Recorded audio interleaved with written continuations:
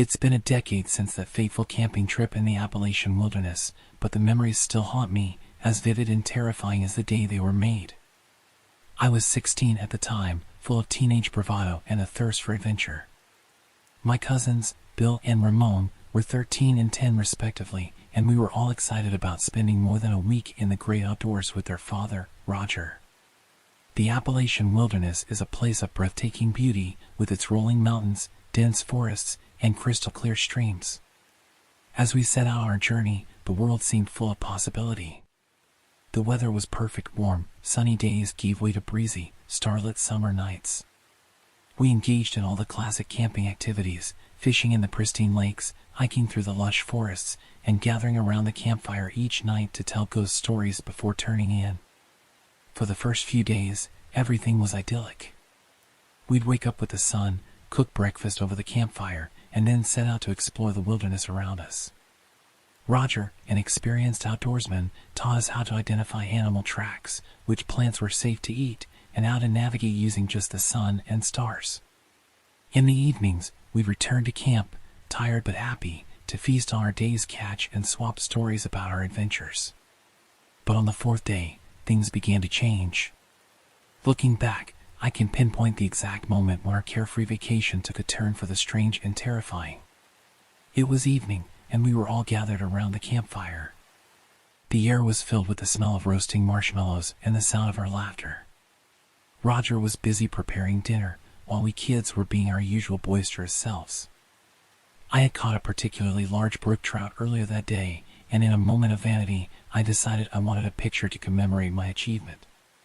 "Hey, Bill," I called out, grabbing my digital camera from my backpack. "Take a picture of me with my fish, will you?"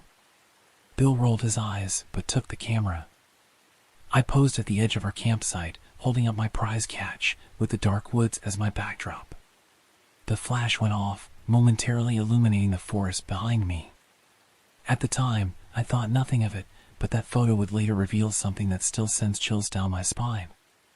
As the night wore on, our revelry continued. The radio was playing some classic rock, adding to the festive atmosphere. But around 11 p.m., something strange happened. The music suddenly faltered, dissolving into static. Bill, ever the problem solver, started smacking the radio, trying to get it to work again. But his efforts were in vain. An eerie silence fell over the campsite. It wasn't just the radio, the usual nighttime chorus of frogs and crickets had also gone quiet. The only sound was the occasional crackle of the campfire. The sudden absence of noise was unsettling, to say the least. I felt a shiver run down my spine, and the hairs on the back of my neck stood up. It was as if someone or something was watching us from the darkness beyond our circle of firelight. I glanced at the others, and from their tense postures and darting eyes, I could tell they felt it too. Ramon, being the youngest, was the first to show his fear openly. He scooted closer to Roger, clutching at his father's arm. Roger, trying to maintain a sense of normalcy, forced a cheerful tone as he announced, "Let's eat." We ate in uncomfortable silence, each of us casting nervous glances into the surrounding darkness. As soon as we finished, we retreated to our tents, but sleep was elusive. I lay awake for hours, straining my ears for any sound in the oppressive silence, unable to shake the feeling of being observed. The next morning dawned bright and clear, as if to mock our fears from the night before. Birds were chirping, a gentle breeze rustled the leaves, and it was easy to dismiss the previous night's unease as overactive imaginations fueled by too many ghost stories. After breakfast, we set out on our planned hike. The forest was beautiful in the daylight, sunlight filtering through the canopy to create dapple patterns on the forest floor. We saw deer grazing in clearings and even spotted a black bear in the distance, though it paid us no mind. By late afternoon, we stopped in a clearing to eat lunch. The day had been going so well that I had almost forgotten about the strange events of the night before. Almost. As we sat there, munching on our sandwiches, I felt it again, that creeping sensation of being watched. Goosebumps raised on my arms and the back of my neck, and I noticed the others shifting uncomfortably. Even Roger, usually so unflappable, looked uneasy. Then, as if on cue, the forest fell silent. No bird calls, no rustling leaves, nothing. The silence was as sudden and complete as it had been the night before. Roger stood up, his eyes scanning the surrounding forest. "I think we should head back," he said, his voice tense. We packed up quickly and started back down the trail towards the lake. With each step, the feeling of being observed grew stronger. I found myself constantly looking over my shoulder, expecting to see something. But there was never anything there, just trees and shadows. As we neared the lake, we heard it a rustle in the distance. Roger held up his hand, signaling us to stop and be quiet. We froze, hardly daring to breathe. Another rustle, closer this time, coming from the tall grass near the lake shore. Roger unslung his rifle, holding it at the ready. I could see the tension in his posture, his eyes darting back and forth. He was expecting a black bear, I realized, but something told me this was no bear. We stood there, huddled together, for what felt like hours, but was probably only a few minutes. Finally, Roger lowered his gun slightly. "I think it's gone," he said, though he didn't sound entirely convinced. "Let's get back to camp." That night was another sleepless one for me. Every creak of a branch, every whisper of wind sounded like footsteps approaching our tent. I kept expecting to see a shadowy figure silhouetted against the tent wall, but nothing ever appeared. The next day was surprisingly normal. We went fishing in the morning, and I caught another large trout. In the afternoon, we went swimming in the lake. The water was cool and refreshing, and for a while, I was able to forget about the strange occurrences of the past couple of days. It wasn't until we were heading back to camp that evening that things took a turn for the truly terrifying. The sky was a beautiful canvas of oranges and yellows as we made our way back to the campsite, laughing and joking, our arms laden with fishing gear. Roger was in the lead, with us kids following behind. Suddenly, Roger stopped dead in his tracks. We crashed into him, but he didn't even seem to notice. I peered around him, curious about what had caused him to stop so abruptly. What I saw made my blood run cold. There, in the center of our campsite, was, well, I'm not even sure how to describe it. It was like something out of a nightmare. An effigy, I suppose you'd call it, made of thousands of small twigs and branches woven together to form a crude humanoid shape. It had a torso and 4 limbs, with twisted branches forming what looked like hands at the end of its arms. But the worst part was the head. Perched atop the twig body was a large deer skull, its empty eye sockets seeming to stare right at us. The bone was covered in strange symbols painted in what looked horribly like blood. From its antlers hung small wooden trinkets, carved with the same symbols that adorned the skull. For a moment, we all just stood there, frozen in shock and fear. Then Roger snapped into action. He gripped his rifle tightly and started barking orders like a drill sergeant. "Bill, you and the others pack up as much as you can, as fast as you can," he commanded. "Leave the tents and anything else heavy. I'm going to start the truck." I've never moved so fast in my life. We threw our belongings haphazardly into bags, leaving behind anything that wasn't absolutely essential. All the while, Roger stood guard, his rifle at the ready, as Ramon sobbed quietly in the truck. As soon as we had grabbed what we could, we piled into the vehicle. Roger gunned the engine, and we sped away down the dirt road, the silent, watching woods all around us. It wasn't until a few days after we got home that I remembered the photo I had taken by the campfire. Curious, and still trying to make sense of what had happened, I downloaded the pictures from my camera to my computer. There I was, smiling proudly and holding up my fish, the warm glow of the campfire illuminating me from the front. But something in the background caught my eye, something I hadn't noticed when the picture was taken. With shaking hands, I increased the brightness of the image. What I saw nearly made me fall out of my chair. There, partially hidden in the gloom of the forest behind me, was a face. But not a human face, at least, not entirely. It had ghostly white skin stretched tight over sharp, angular features. Its eyes were dark, sunken pits that seemed to stare right through the camera and into my soul. Its nose was flared, almost animal-like, and protruding from its bald head were what looked like antlers. I slammed my laptop shut, my heart pounding. That face, that thing, had been there, watching us, from the very beginning. I don't know what it was that stalked us in those Appalachian woods. I don't know why it left that horrifying effigy in our camp. But I do know one thing for certain: I will never go camping in the wilderness again. Some things are better left undisturbed, and some watchers are better left unwatched. My childhood was spent amidst the wet, green embrace of a small Midwestern town where rain was as regular as church bells on Sundays. Summers were a peculiar blend of heat and dampness, and it was in this clammy weather that my fascination with mushrooms took root.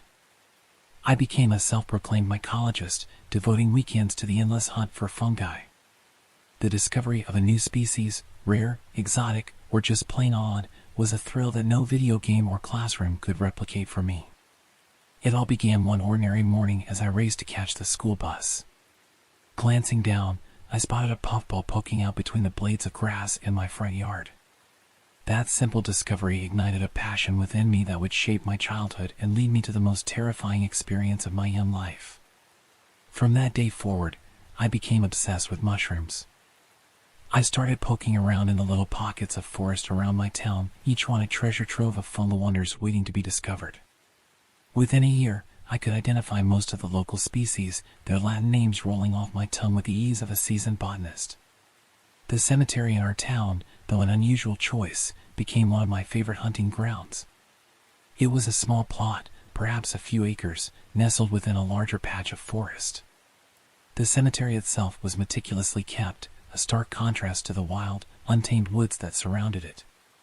This juxtaposition created the perfect environment for mushrooms to thrive, and I found a strange solace in my ventures among the tombstones. The groundskeepers, initially wary of my presence, soon grew accustomed to the sight of me wandering between the graves, eyes fixed on the ground. They knew I was harmless, just a kid with an unusual hobby, and so I was given free rein to explore to my heart's content. One summer morning, right after a tremendous rainstorm, I set out with a big bag slung over my shoulder and a deep sense of anticipation. The storm had transformed the world into a sodden wonderland, and I knew it would yield a bounty of mushrooms. The air was thick with the smell of damp earth and decaying leaves, a fragrance that was just as intoxicating to me as any perfume. As I entered the cemetery, I did my usual scan of the area but didn't see anything right away. Deciding to skip the graveyard proper and hit it on my return trip, I made my way towards the back fence. However, as I approached, I noticed something was amiss. The usually pristine grounds were littered with trash, beer cans, scraps of paper, and other debris scattered about. I was baffled. The cemetery was sacred ground, meticulously maintained. Even the occasional drinker who found their way here would have been swiftly shooed away. I tried to rationalize it, thinking perhaps the storm had washed the trash from somewhere else, but the explanation felt hollow. Half of the trash was inside the cemetery, the other half just beyond the fence. It was clear that someone had thrown a party on one side or the other and left the mess for others to clean up. Despite the unsettling sight, my eagerness to hunt mushrooms overpowered my unease. I hopped the fence as usual, the metal cold against my palms. The forest had a peculiar silence about it this morning, broken only by the occasional squelch of my boots in the muddy grass. I zigzagged through the trees, eyes scanning for the familiar caps and stems of my targets. The mushrooms were indeed bountiful that morning, each cluster seeming to beckon me deeper and deeper into the woods. Soon, I reached the far edge of the hill, where I usually descended into the meadow. But today, I stopped to examine an unusual pile of objects. Discarded clothes, a scattering of beer cans, and something that looked like a bundle of plastic baggies. It was the kind of litter that felt foreign in a place like this, ominous even. I glanced around nervously, but driven by my compulsion to hunt, I pushed the strange sight from my mind and moved on. In hindsight, this was a very dumb thing to do. This little woodland outside the cemetery led to a creek that ran out of town. There were no trails, no dog-walking paths. I had literally never seen anybody else out here. Ever. Sudden evidence of somebody drinking beer should have been a massive red flag, but I continued on, blinded by my passion for fungi. The meadows stretched before me, the grass lush and wild. My eyes soon focused on a cluster of big, brown boletes, treasures that I quickly and eagerly began to collect. Time slipped away as I followed the mushrooms deeper and deeper into the meadow, their presence almost hypnotic. My usual sense of direction and caution waned as I became completely immersed in the hunt. I was caked in dirt and mud up to my elbows as I scurried around the grassland. It wasn't until I finally looked up that I realized how far I'd actually wandered. The once familiar terrain had become alien to me. I found myself standing before a charred fire pit, its stones blackened and smeared with remnants of past flames. Scattered around the pit were various items, an empty bag, more beer bottles, and small wooden figurines arranged in an odd pattern. The most unsettling part of it all was the partially burned Ouija board that lay in the center. The outer edges were scorched and curling, but the center, the heart of the board, remained intact. It stared up at me, the planchette resting in its center like a grim invitation. A chill traced up my spine. The mushrooms, though still plentiful, no longer seemed enticing. I recognized at this point that something was seriously off.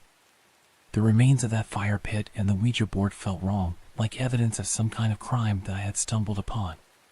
My instincts whispered for me to turn back, but the lure of the mushrooms was far too strong. I continued up towards the creek, my eyes darting around nervously. Up ahead, I could see a huge porcini. I wanted to nab it before I turned back for home. When I reached the last slope before the creek, the sight that met me was both horrifying and surreal. A man was standing in the shallow water, washing his face. His clothes were torn and caked in what looked like dry blood. The creek was murky, but the crimson stains were unmistakable. His body was thin and sinewy, covered in prison tattoos that snaked around his limbs like dark veins. He continued to wash himself in the creek, his back to me. He reminded me of the dingy homeless guy from the old Dennis the Menace movie, long stringy hair, grimy, just out of place and strange. I watched him for longer than I should have, caught up in the shock of the moment. I also understood this wasn't the movies. I was a kid, and he was a man. If he decided to hurt me, it would probably happen. Fear coursed through me, my heart pounding in my ears. I froze, unsure whether to call out or just retreat. Before I could react, though, the man turned his head, his eyes catching the glint of the morning sun. Our gazes locked. I saw a spark of wild, frantic rage in his eyes. He almost looked just as surprised to see me as I was to him. It almost made me laugh in the moment, and for one split second, I thought maybe this guy could be normal. This whole exchange could be normal, and perhaps I was off the hook. But that fleeting hope was shattered in an instant. Without a word, he bolted from the water and began to chase me uphill. Panic surged through me as I realized how wrong I was. I dropped my sack of mushrooms, the weight of them no longer registering. I sprinted back uphill toward the cemetery fence, the only sanctuary I could think of. The distance seemed insurmountable. Every breath felt like fire in my lungs. I glanced back, seeing the man's gaunt figure slowly gaining on me. His eyes were wide with fury, his screams raw and primal, echoing through the trees. Why the hell was he screaming? It scared the shit out of me. I actually thought I might pee my pants in the moment. Still, desperation spurred me onward. I hoped to God he wouldn't keep pace up the hill. His howls grew louder, a chilling soundtrack to my desperate flight. His rage was palpable, each scream a reminder of the danger that pursued me. My legs burned, my mind a whirlwind of terror. I pushed harder, my feet barely touching the ground as I reached the top of the hill. I looked over my shoulder and saw my prayers had been answered. He couldn't keep his pace up such a steep incline. I wasted no time and continued to bolt towards the fence. That was the last realistic place where he could catch me. I could see the chain link just beyond the tree branches. With a final burst of energy, I hurled myself over it, my hands scraping against the rough metal. I landed on the other side, heart racing as I looked back. The man was nowhere to be seen. The silence that quickly followed was like nothing I had ever experienced before, true relief. I didn't stop to catch my breath. I jogged through the cemetery, my eyes scanning for any sign of that man, my thoughts a chaotic mess of fear and disbelief. I also kept an eye peeled for a groundskeeper, really anybody I could get the attention of and let them know that I was in danger. But no one came around. Once I reached the other side of the cemetery, I just sprinted for home. When I arrived, breathless and wide-eyed, I told my parents what had just happened. Their faces were pale, but their responses were practical. They called the police, but the search yielded nothing. Shocking, right? The man was never found, and the police could offer me no explanation. They went out there, but the stuff I spoke about was gone. Even my sack of mushrooms. No empty baggies, no beer bottles, nothing. It was as if everything had been sucked up into the sky. Both my parents and the police gave me these long talks. Their warnings were stern but futile. Don't go out alone. Be careful. They said it with the weight of parental concern, but it did little to alleviate the gnawing sense of dread that had settled deep in my gut. How close to death had I just come? To this day, that incident remains one of the most terrifying experiences of my childhood. The image of that bloody man in the creek, the remnants of that Ouija board, and the eerie silence of the forest haunt me. The cemetery became a symbol of my brush with something dark and sinister, something that should have never been uncovered. It's like the line between reality had gotten blurred out there, and I crossed over into a time when something else was going on, as I was the only one who saw it. I know it sounds crazy and unbelievable, but hey, it's my story, and it happened. In the years that followed, I never quite shook off the fear that incident instilled in me. My passion for mushroom hunting waned, the thrill of discovery overshadowed by the memory of that terrifying chase. I still love nature, but I no longer venture into the woods alone. The forest, once a place of wonder and discovery, now holds a hint of menace, a reminder that sometimes the most frightening things lurk in the places we least expect. Sometimes, on quiet nights when the wind whispers through the trees, I find myself thinking about that strange, terrible day. I wonder about the man in the creek, who he was, where he came from, and what dark purpose brought him to our quiet town. I think about the Ouija board and those strange figurines, pondering what rituals might have taken place in that secluded meadow. But mostly, I think about how close I came to becoming another mystery in those woods. How a simple hobby, an innocent passion, led me to the brink of something I still don't fully understand. It's a reminder that the line between the ordinary and the extraordinary, between safety and danger, is often thinner than we realize. And so, while I may no longer roam the forests in search of mushrooms, the lessons I learned that day stay with me. To be aware of my surroundings, to trust my instincts, and to remember that sometimes the most important discoveries are the ones that teach us about ourselves and the world we live in, even if those lessons come at a terrifying cost. In the sprawling corridors of my old middle school, there was one door that stood out from all the rest. It wasn't its appearance that made it unique. It was a standard, institutional-grade metal door, painted the same dull beige as every other door in the building. What set it apart was the fact that it was always locked. Not once, in all my years at that school, did I ever see it open. The door was a source of endless fascination and speculation among the students. Rumors about what lay behind it spread like wildfire through the hallways. Some said it led to an abandoned military bunker, a relic from the Cold War era when every public building was required to have a fallout shelter. Others whispered about a torture chamber where misbehaving students were sent to face unspeakable punishments. And then there were the more mundane theories, my least favorite being that it was just another janitor's closet, filled with mops and cleaning supplies. But regardless of what we believed was behind it, one thing was certain: whenever I walked past that door, I was overcome by an eerie feeling that I couldn't explain. It was as if the air around it was charged with some kind of invisible energy, making the hairs on the back of my neck stand up. The sensation would come as quickly as it disappeared, leaving me wondering if I had imagined it. As the end of my last year in middle school approached, I had all but forgotten about the mysterious door. The excitement of graduation and the promise of high school had pushed it to the back of my mind. But fate, it seemed, had other plans.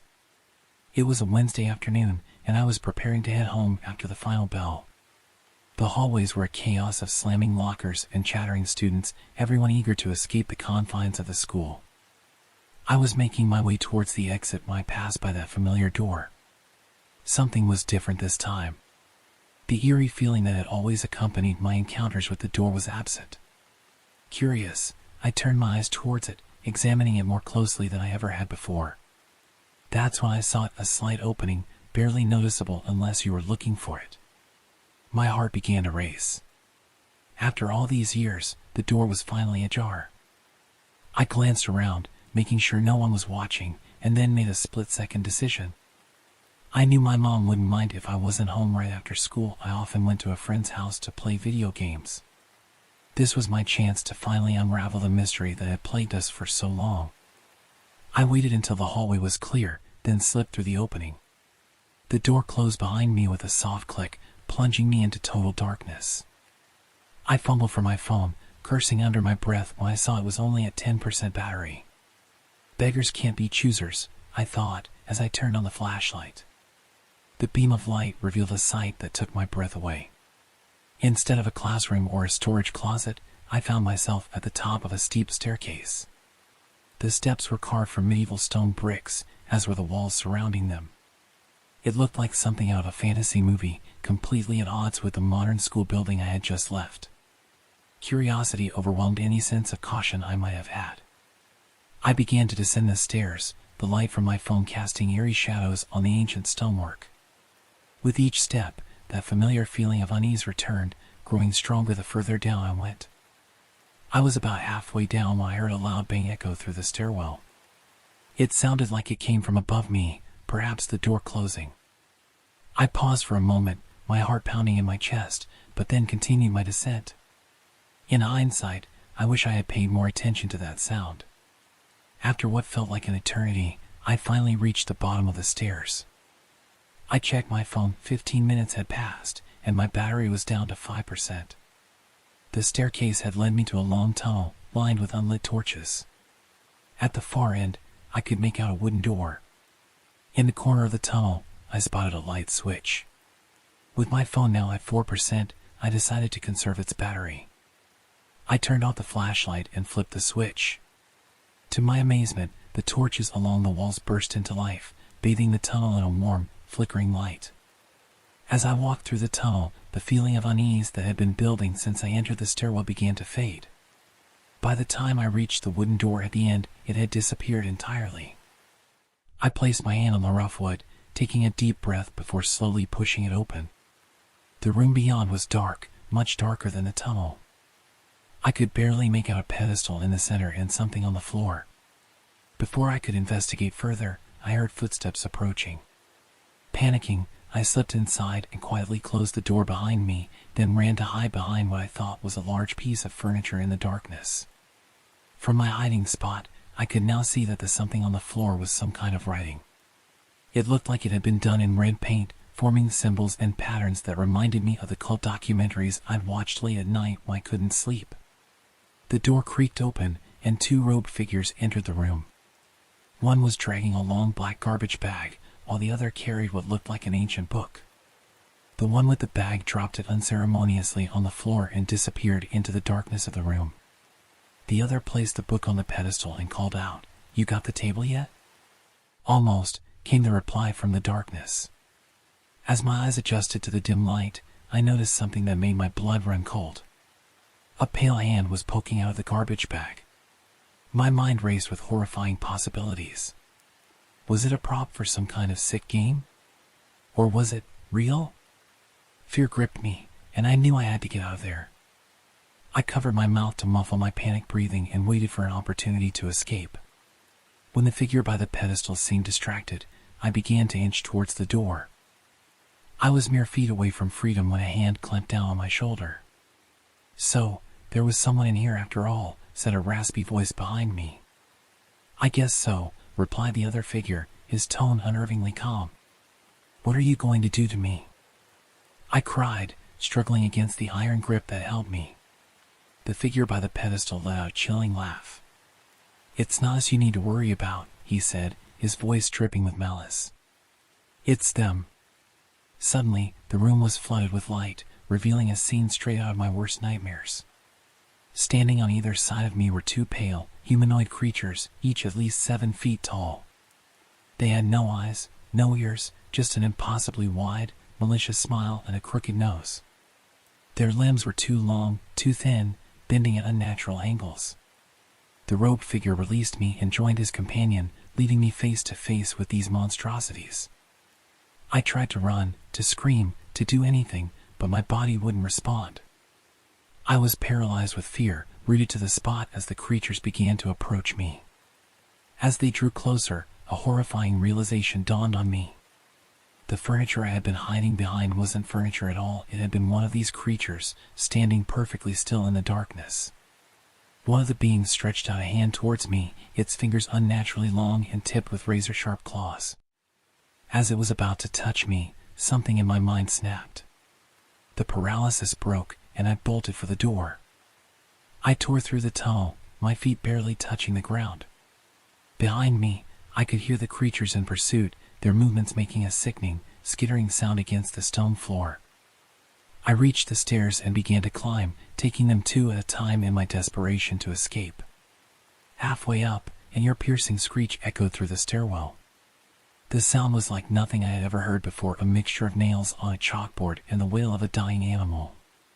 It spurred me on, giving me a burst of energy I didn't know I possessed.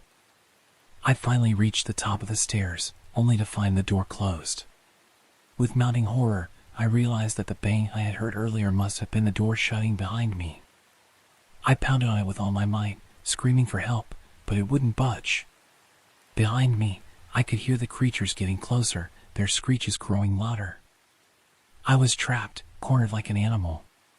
Just as I was about to give up hope, the door suddenly swung open.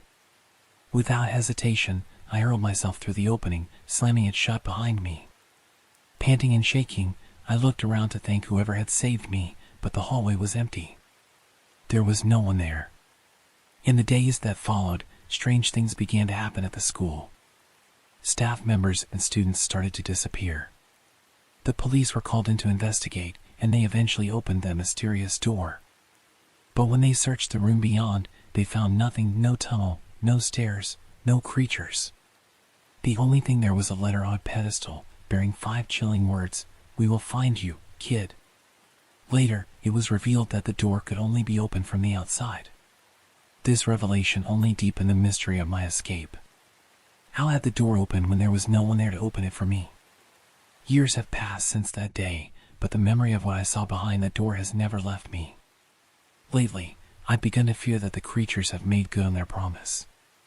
For the past week, I've been sleeping with a 6-inch knife under my pillow. Every night, I see them, those pale, eyeless faces, hunched over my bed with their malicious grins. I don't know how much longer I have before they come for me. But I won't go without a fight. Whatever happens, I need people to know the truth about what lurks behind that locked door in my old middle school.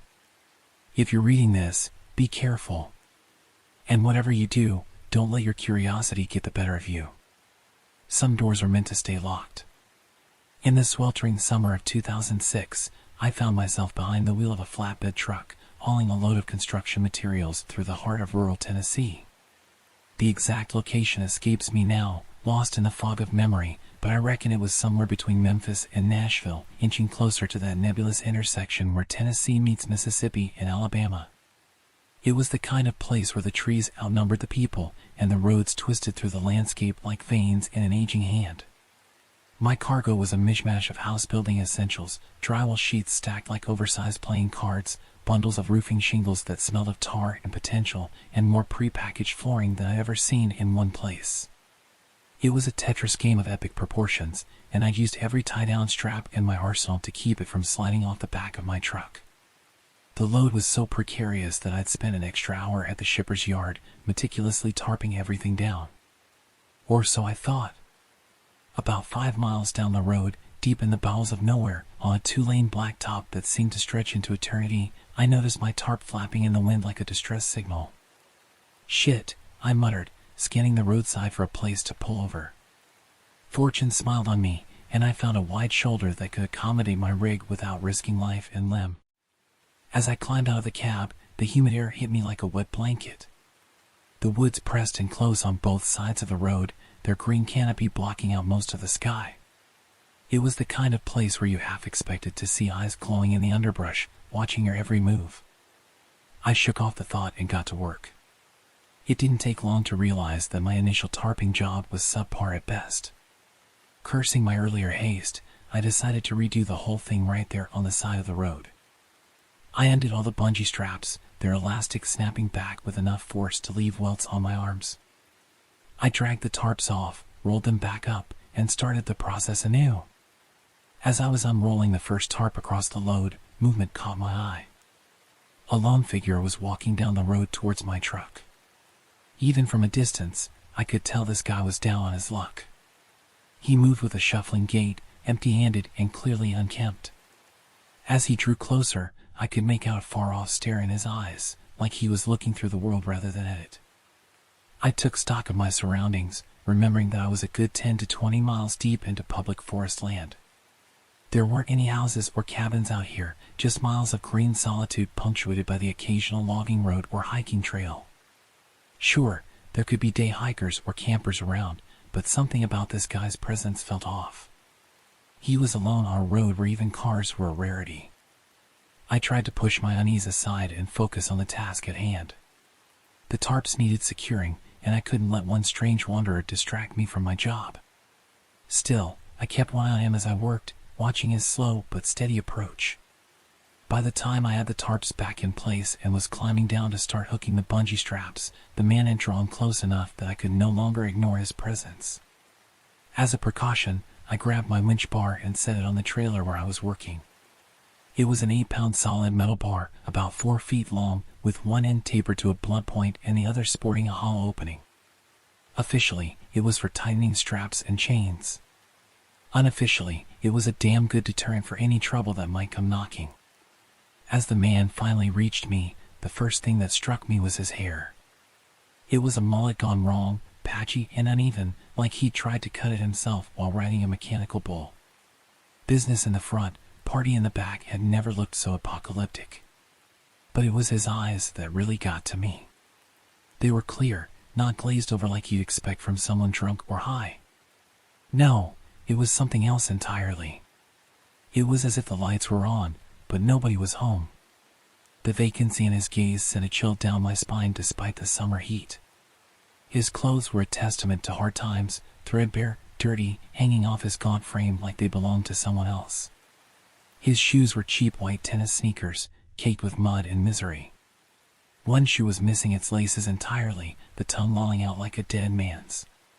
He stopped a few feet away from me and waited until I acknowledged him. When I did, he spoke in a voice that sounded like gravel being crushed underfoot. I got a long walk. I nodded, trying to keep my voice neutral. Yeah, man, you do. We're in the middle of nowhere. I made it clear with my tone that there was no ride to be had here. He seemed to accept this, nodding slowly before shuffling past me. But he only made it as far as the driver's door of my truck before stopping, turning around, and coming back. He repeated himself, I've got a long walk. At this point, I felt a mix of pity and frustration. I explained as kindly as I could that I couldn't give him a ride. I mentioned insurance, company policy, anything I could think of to soften the rejection. I apologized for not being able to help more, hoping he'd take the hint and move on. He seemed to accept this second refusal, turning around and continuing down the road. I waited until he was a good distance away before returning to my work, but I kept one eye on his retreating figure as I finished securing the load. As I was putting the last of the bungee straps in place, I looked up to check on the stranger's progress. What I saw made my blood run cold.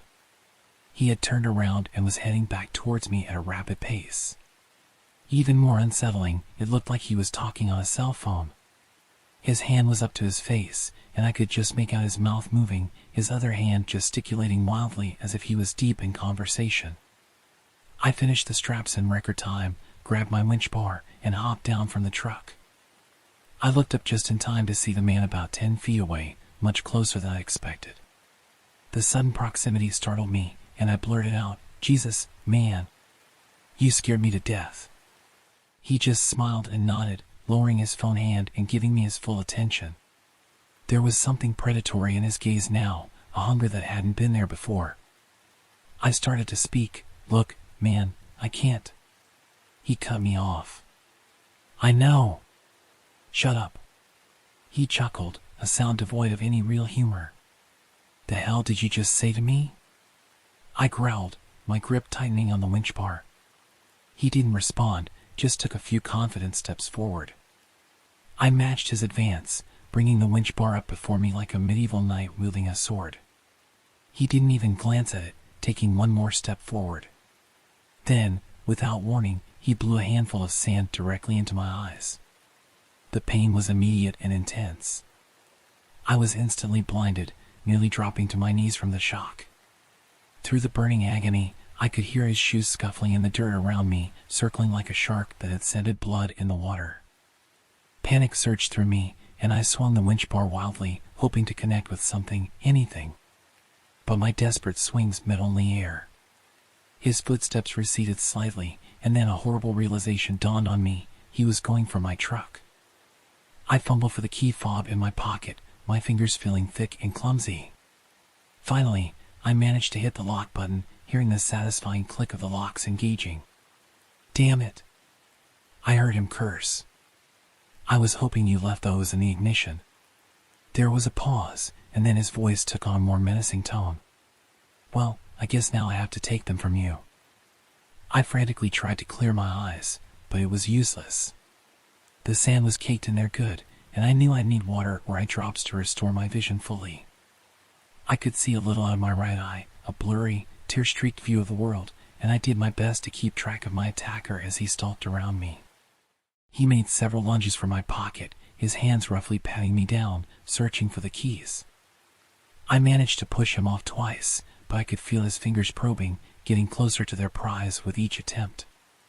On his third try, I swung the winch bar with all my might, feeling it connect solidly with his shoulder.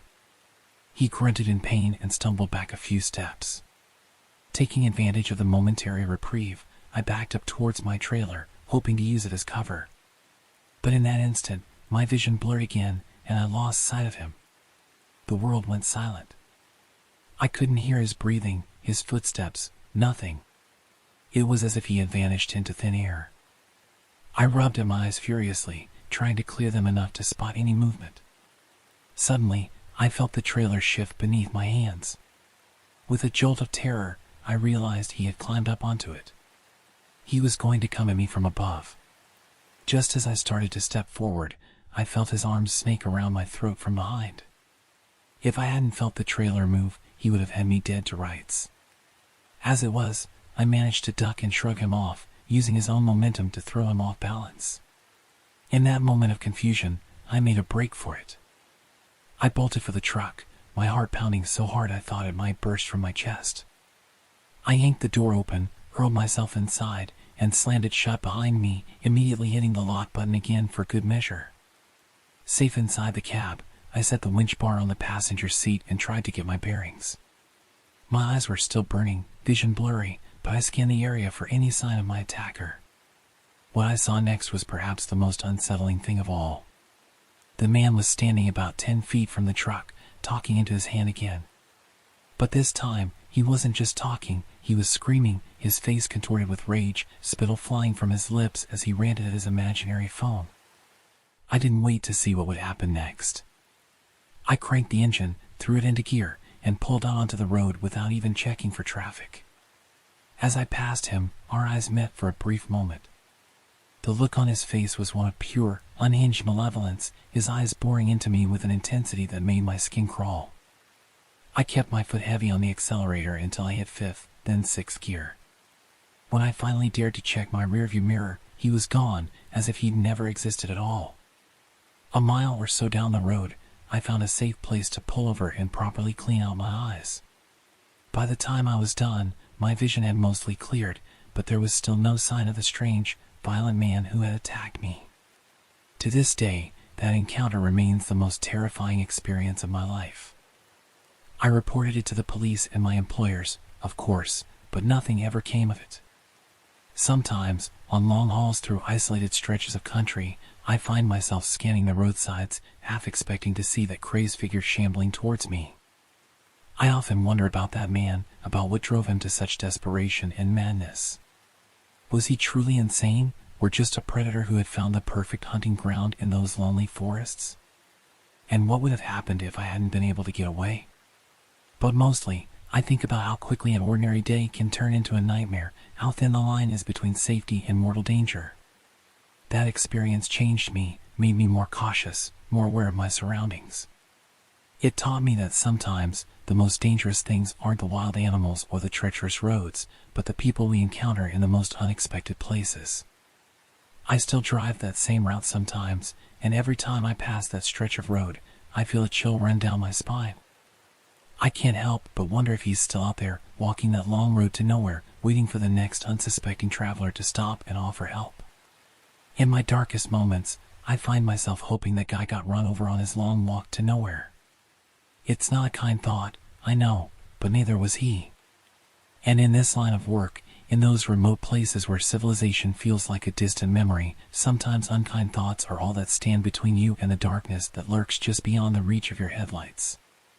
They say that children are more attuned to the supernatural realm, their minds more open to the whispers from beyond the veil that separates our world from the unknown. I'm not sure if I truly believe that, but I can't deny the experiences that shaped my childhood, experiences that have left an indelible mark on my psyche, even as an adult. As a child, I was plagued by recurring nightmares, each more vivid and terrifying than the last. These were your typical childhood fears of monsters under the bed or shadows in the closet. No, these dreams were something else entirely, something that felt far too real to be dismissed as mere flights of fancy. In these bizarre nocturnal visions, I would often find myself in familiar settings, my home, my neighborhood, but twisted into nightmarish versions of themselves. The most unsettling element, however, was always the same, a demonic presence that would speak to me through various manifestations. Sometimes it was through flames that danced in our attic, casting writhing shadows on the walls. Other times, it emerged from the depths of an unnatural darkness that seemed to swallow everything in its path. The voice was always the same, evil, malicious, dripping with a hatred that seemed to transcend human understanding. It would threaten me, my family, or sometimes speak in languages I couldn't comprehend, the guttural sounds filling me with an inexplicable dread. But there's one nightmare in particular that has stayed with me throughout my entire life, its details etched into my memory with painful clarity. Even now, years later, I can recall every moment as if it happened yesterday. The dream began on a night much like any other in our quiet suburban neighborhood. I found myself outside my house, which was unusual in itself. You see, in our household, we live by a strict rule: when the streetlights come on, it's time to come in, or you will be grounded. This rule was as immutable as the laws of physics, so my presence outside after dark immediately set off alarm bells in my mind. The night air was cool against my skin, carrying with it the faint scent of cut grass and the distant hum of crickets. But there was something else, too, an underlying wrongness that I couldn't quite put my finger on. The shadows seemed deeper, the darkness between the streetlights more absolute than it should have been. I turned to look at my house, drawn by the warm glow emanating from the windows. Through the glass, I could see into our dining room, where my family was gathered around the table for dinner. The scene was so normal, so ordinary, that it made the wrongness of my situation even more apparent. My parents sat at either end of the table, my siblings in their usual places. I could see their mouths moving as they talked and laughed, passing dishes back and forth. But there was no sound. It was like watching a silent movie, a perfect facsimile of family life, but devoid of all audio. What struck me most, however, was their complete lack of concern for my absence. There was no empty chair at the table, no worried glances at the door. It was as if I didn't exist at all. Panic began to well up inside me. I ran to the window, pressing my hands against the cool glass. I banged on it, shouting at the top of my lungs, trying desperately to get their attention. But it was no use. They couldn't hear me. They couldn't see me. I was a ghost in my own home. Desperation mounting, I turned away from the window, my eyes scanning the familiar landscape of our street. That's when I noticed something that hadn't been there before: a swing set in our driveway. It was an old-fashioned metal frame with two swings, the kind you might see in a park from decades past. And on one of the swings sat my best friend, Kyle. Relief washed over me at the sight of him. Kyle lived just a house or two away from mine, and his presence was a comforting reminder of normalcy in this increasingly bizarre situation. But as I approached him, that sense of wrongness returned, stronger than ever. Kyle was swinging gently back and forth, his eyes fixed straight ahead. He didn't seem to notice my approach, didn't respond when I called his name. When I reached the swing set and sat down beside him, he continued his rhythmic motion as if I wasn't there at all. "Kyle?" I said, my voice sounding small and frightened even to my own ears. "Kyle, can you hear me?" No response. Just the creaking of the swing chains and the soft scuff of his shoes on the ground. I reached out to touch his arm, but my hand passed right through him as if he were made of smoke. A chill ran down my spine, and I jerked my hand back, staring at it in disbelief. That's when I remembered the candy I had stashed in my backyard. In the twisted logic of dreams, I became convinced that if I could just get Kyle to eat some of the candy, he would snap out of whatever trance he was in. He would see me, talk to me, and everything would be okay. "Kyle, wait here, okay?" I said, even though he hadn't acknowledged me once. "I have a surprise for us. Just don't go anywhere. Please." I ran to the spot where I really did have Starburst hidden from my parents, behind a loose brick in the garden wall. My hands shook as I retrieved the slightly squashed packet, the familiar wrappers a splash of color in the monotone nightmare world. Clutching the candy like a lifeline, I sprinted back to the front of the house, hope blooming in my chest. But as I rounded the corner, that hope withered and died. The swing set was empty, one seat still swaying gently back and forth as if its occupant had just left. Kyle was gone. I stood there, frozen, the candy falling from my nerveless fingers. The wrongness that had been lurking at the edges of my perception now crashed over me like a wave. The houses up and down the street, which had been lit and alive just moments ago, were now dark and shuttered. It was as if everyone in the world had disappeared, leaving me alone in this silent, empty facsimile of my neighborhood. That's when I noticed the streetlights. One by one, starting from the far end of the street, they began to go out. It wasn't a gentle fading, but a sudden, violent extinguishing, as if something was devouring the light itself. And in the wake of each darkened lamppost, I could see it, that familiar darkness that I knew all too well from my other nightmares. It was deeper than the absence of light, or writhing, malevolent blackness that seemed to pulse with evil intent. And it was coming for me. Panic exploded in my chest. I ran back to my house, my safe haven, the one place where I should have been protected. I pounded on the door, rang the doorbell over and over, screaming for my parents, my siblings, anyone to let me in. But the house remained silent and dark. Through the window, I could see that the dining room was now empty, the chairs pushed neatly under the table as if the family dinner I had witnessed earlier had never happened at all. I turned back to the street, watching in horror as the darkness crept closer, extinguishing light after light. I could feel its hunger, its eagerness to finally claim me after all these years of tormenting my dreams. As the last streetlight flickered and died, plunging me into total darkness, I heard it, that familiar, demonic laughter that had haunted so many of my nightmares. It seemed to come from everywhere and nowhere at once, filling the air around me, vibrating through my very bones. I squeezed my eyes shut, knowing that this was it. This would be the time it finally consumed me. I felt tricked, betrayed by my own mind, and utterly terrified. There was nothing I could do as the darkness closed in, its icy tendrils wrapping around me, pulling me into its embrace. The last thing I remember is the sound of that laughter growing louder, drowning out my screams as the darkness swallowed me whole. I woke up in a cold sweat, my heart pounding, the echo of that laughter still ringing in my ears. It took me several long moments to realize I was safe in my bed, that it had all been a dream. But had it? That was the last time I ever had a nightmare of that intensity. It was as if something had changed that night, as if the darkness had finally found what it was looking for and no longer needed to torment my sleeping mind. But sometimes, I wonder if it really did find its way in that day. Ever since then, I've been drawn to dark things in a way I can't explain. Occasionally, I'm blindsided by bouts of debilitating depression that seem to come out of nowhere, plunging me into a darkness that feels all too familiar. I know this was a dream, a product of my sleeping mind. But that doesn't make it any less real or true. The fear I felt, the hopelessness, the sense of being utterly alone in a world gone wrong, these were all real. And sometimes, in the darkest hours of the night, when the shadows seem to move of their own accord and the silence feels heavy with unseen presence, I find myself wondering, did I ever really wake up? The vast, unforgiving expanse of Central Australia stretched out before me as I guided my modified truck turn bus through the desert night. The vehicle, a behemoth forged from the broken body of a Mercedes fleet truck, rumbled steadily along the dirt road, its headlights cutting through the darkness like twin beams of hope in a sea of emptiness.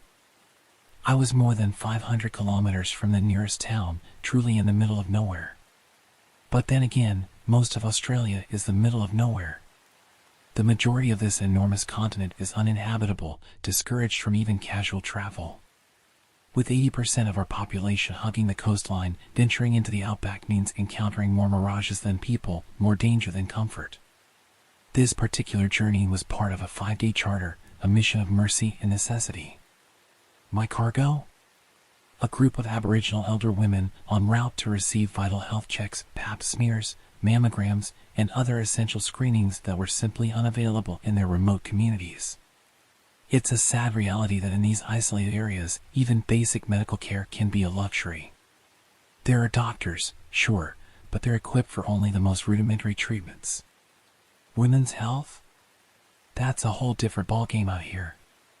Earlier that day, we had stopped in a place called Menevi, one of the few population centers close enough to serve these women's irregular needs. It's a small opal mining town in South Australia, a bit ramshackle but a veritable metropolis compared to the villages these women called home. Here, they could shop for clothing, enjoy a decent meal, maybe even indulge in a luxury like coffee, simple pleasures that were rare treats in their daily lives. We left Menevi late, embarking on the 3-hour journey back to our overnight accommodations. The next day, I'd be taking them back to their respective desert communities. This wasn't just a job, it was a lifeline. Without someone willing to drive these folks overnight, they'd be cut off from essential medicine and modern conveniences that most of us take for granted. As we rolled through the night, my passengers quickly succumbed to exhaustion. Even the nurse traveling with us had drifted off, leaving me alone with my thoughts and the endless road ahead. Our lodgings for the night were essentially a hostel for desert travelers, cheap, sparse rooms, but a true safe haven in the outback. It even had facilities to gas up the van and check the tires, luxuries not to be underestimated in this unforgiving landscape. So there I was, alone in the cab of this makeshift bus, feeling like a mother duck leading her little ducklings along. My 30 passengers slumbered peacefully in the darkness of the riding pod behind me. The clock on the dashboard read around 9 p.m., and I found myself fighting to stay alert. I cranked up my favorite music, letting it dribble through the speakers around me, anything to keep the van upright and on course. The monotony of the drive was suddenly broken when I spotted a headlight in the distance, coming towards me along the lonely desert road. I dimmed my lights instinctively, a habit born from years of night driving. Sometimes, especially at a distance, high beams can actually obscure what you're trying to see, creating a blinding glare instead of illumination. As I drove down into a slight dip of a dry creek bed, I found myself expecting to see a car with only one headlight any moment. It's not unusual to encounter vehicles with burned-out lights out here, where maintenance can be a luxury. I don't know why I was so certain it had only one light, but that thought was firmly planted in my mind. Emerging from the dip, I flicked my spotlights and high beams back on, ready to greet the oncoming vehicle. But there was nothing. No car, no bike, not even a stray kangaroo. Just empty dirt roads stretching to the horizon.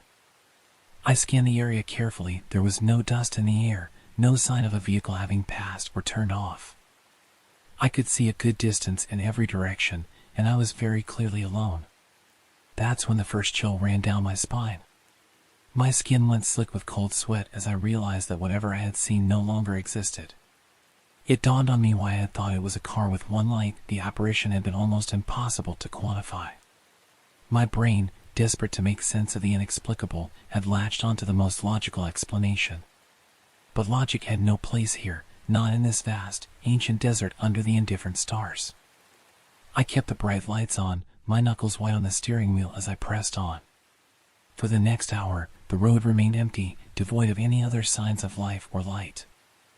I debated waking someone, the nurse, perhaps, but what would I say? I saw a light that wasn't there. It sounded crazy even in my own head. So I let them sleep, carrying the weight of my unease alone. Just as I was starting to convince myself that fatigue had played tricks on my eyes, we went through another dip in the highway.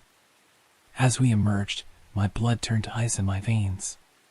There, barely 100 yards away, was a raging globe of light barreling right at the side of the bus. It was coming straight for my door, moving so fast that I instinctively braced for impact, certain we were about to be sent sliding across the road in a tangle of metal and screams. But the collision never came. The glow came within inches of the bus, so close I swear I could feel its heat through the glass, and then simply winked out. One moment it was there, filling my vision with its otherworldly radiance, and the next it had disappeared into nothing, just like before. The silence that followed was deafening, broken only by the sound of my own ragged breathing and the steady rumble of the engine. I gripped the wheel with every ounce of strength I possessed, forcing myself to press on through the dark.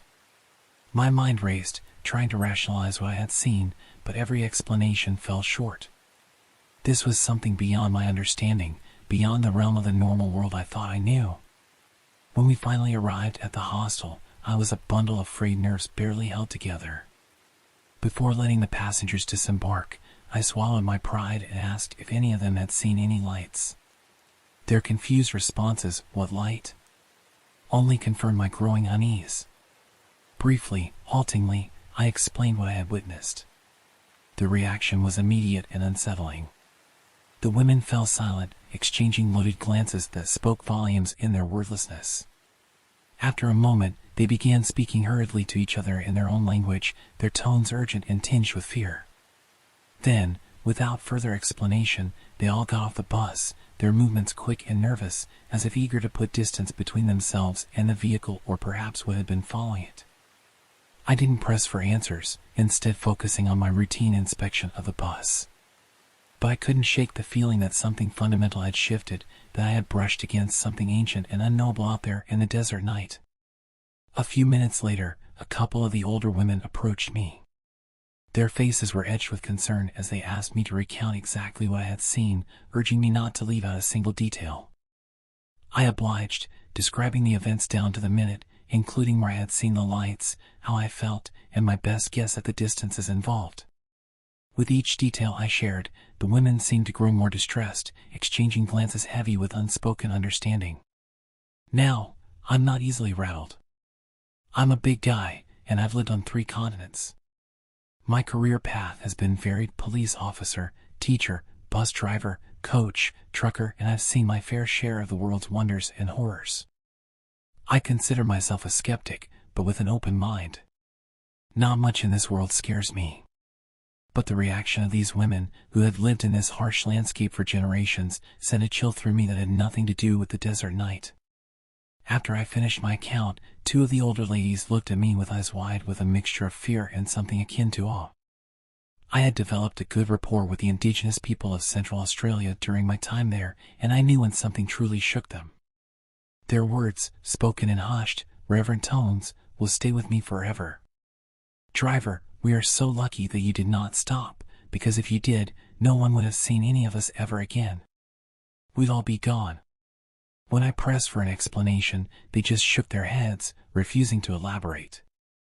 All they would say was that it was a very old entity, one that had lived on the Australian continent for eons, perhaps since the dawn of time itself.